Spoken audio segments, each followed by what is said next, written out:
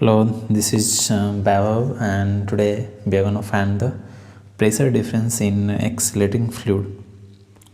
तो सिंपली हम लोग के पास एक कंटेनर है जिसमें कुछ लेवल तक वाटर फिलअप किया हुआ है या कोई भी फ्लूइड मान सकते हैं जिसका कि डेंसिटी है जो रो है ऐसा। और ये फ्लूइड का कंटेनर है जो फ्लूइड के साथ लाइक एक सेशन से मूव कर रहा होगा ऐसा।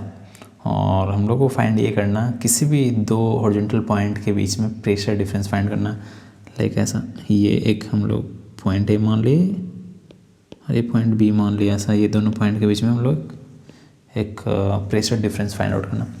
तो सबसे सिंपल हम लोग क्या करते हैं, एक डिफरेंशियल एलिमेंट एज्यूम करते हैं इनसाइड वाटर और जिसका कि थिकनेस dx होगा, एरिया a होगा लाइक ऐसा सिलेंडर शेप में। तो मैं अगेन एक एलिमेंट मान रहा हूँ लाइक ऐसा।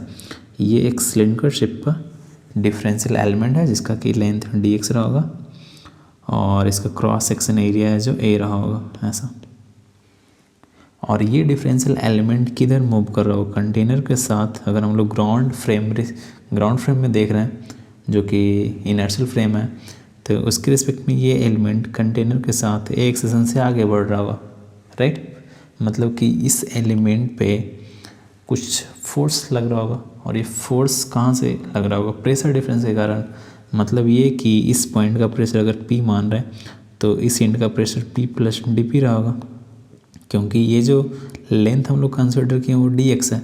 dx जब स्मॉल है तो प्रेशर चेंज भी बहुत स्मॉल रहा होगा और यही प्रेशर डिफरेंस है जो इस डिफरेंशियल एलिमेंट को एक सेशन प्रोवाइड कर रहा होगा, राइट। तो सिंपल हम लोग क्या करते हैं, इस पर न्यूटन्स लॉ अप्लाई करते हैं। नेट फोर्स बराबर मास इंटू एक्सेशन। तो नेट फोर्स कितना आ जाएगा, like delta P into area, pressure difference into area, और इसके पास एक्सेशन कितना A, तो dm इंटू ए। dm को हम लोग इस तरीके से लिख सकते हैं, रो इंटू dv। dv को एरिया टाइम्स थिकनेस, और ये हो गया मास और ये हो गया एक्सेलरेशन। तो मास इंटू एक्सेशन, एरिया से एरिया कैंसिल आउट हो जाएगा और ये dp अपॉन dx भी हम लोग रख सकते हैं।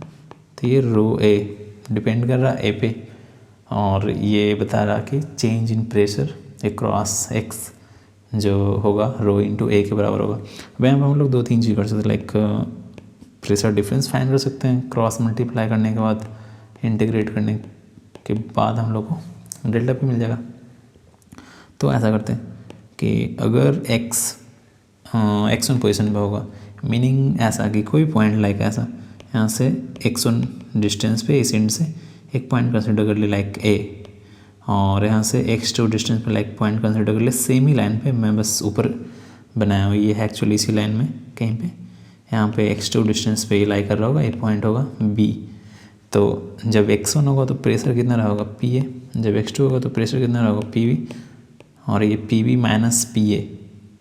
या हम लोग एक चीज़ और कर सकते हैं, क्योंकि जो प्रेशर है उल्टा सेंस में होता है, high pressure to low pressure flow करता।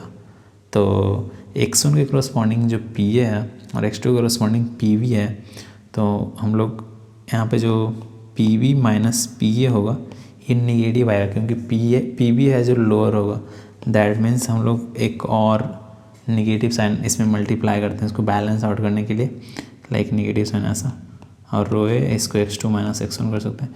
ये निगेटिव साइन नेसेसरी नहीं है, बट दोनों साइड को डायरेक्शन लाइक क्या बोल सकते हैं इसको, इक्वलाइज करने के लिए, क्योंकि एक क्वांटिटी अगर पॉजिटिव है और दूसरा नेगेटिव है तो दोनों आपस में कभी इक्वल नहीं हो सकता।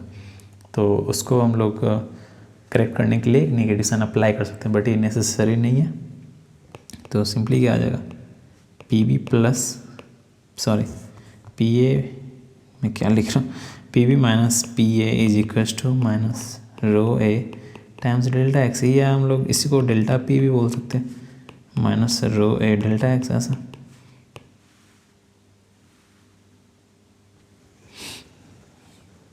मतलब जैसे जैसे इस पॉइंट से हम लोग दूर जाते जाएंगे लाइक, और सबसे प्रेशर लीनियरली x के साथ बढ़ता हो जाएगा। और अगर इस पॉइंट से कंसिडर कर रहे हैं इस एंड से, तो जैसे जैसे x इधर बढ़ते जाएंगे प्रेशर भी बढ़ता जाएगा, ऐसा इस तरीके से हो सकता है।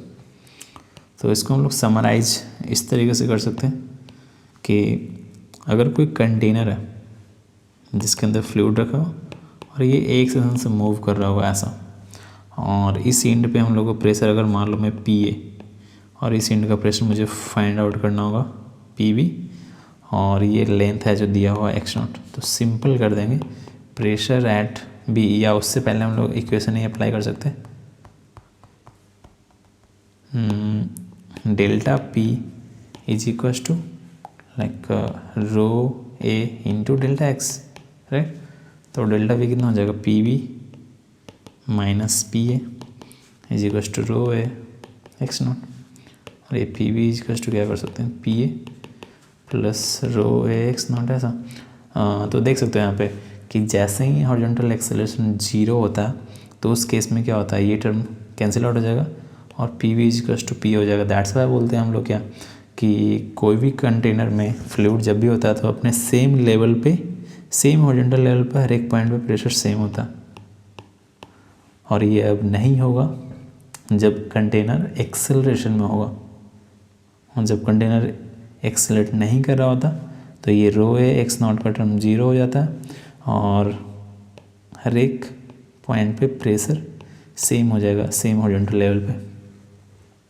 In the next video, I will be finding the pressure inside a rotating fluid, like ऐसा कि कोई कंटेनर लाइक सिलेंडर शेप का और इसमें कोई फ्लूइड फिलअप किया हुआ है, अदर पूरा या हाफ डजंट मैटर, या फिर हम लोग एक और डिफरेंट टाइप का एज्यूम कर सकते हैं, थोड़ा ईजी होगा, लाइक ऐसा रेक्टेंगुलर शेप का कंटेनर और ये पूरा 100% वाटर से फिलअप किया हुआ, या कोई भी फ्लूइड होगा रो डेंसिटी का, और ये इस एक्सिस के what rotate angular velocity omega से रोटेट हो रहा है ऐसा। तो हम लोग फाइंड आउट करेंगे कि इस एंड का जो प्रेशर होगा PA और इस एंड का प्रेशर PB, दोनों में क्या डिफरेंस होगा, या कोई भी जनरल दो पॉइंट के बीच में प्रेशर डिफरेंस क्या होगा। तो ये हम लोग नेक्स्ट वीडियो में कल हम लोग फाइंड आउट करेंगे। So stay tuned, thank you, see you in the next one.